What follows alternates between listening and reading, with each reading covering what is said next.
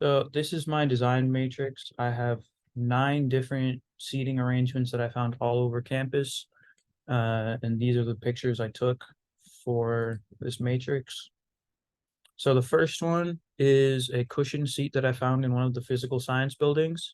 The seat is pretty comfortable, but doesn't have much back support, which negatively impacts its comfort, and which is why it's not that high, even though it is still above 5 in my ratings.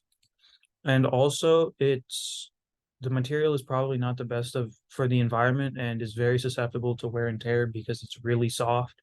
So as you can see, my sustainability and function aren't that high.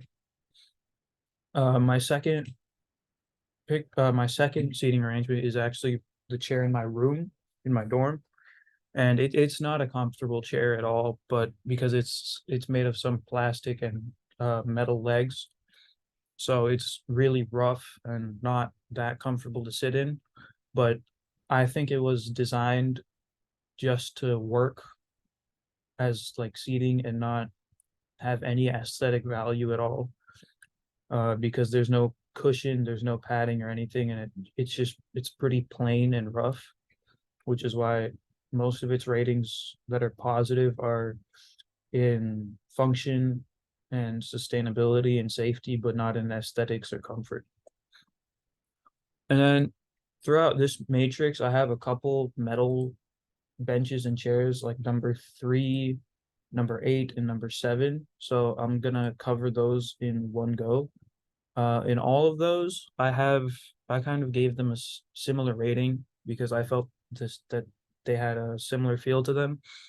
They're all designed to be really durable and handle the elements because it's outside, obviously, and they're not gonna break easy, but they're they also don't have much environmental impact, but they they don't have much aesthetic value and aren't comfortable at all. So as you can see in the metal ratings on my matrix, they're very high in safety and function and environmental impact, but comfort and aesthetics, they're like the lowest on my matrix. And then finally, the rest of my matrix is some plastic benches I found in my dorm area and around campus.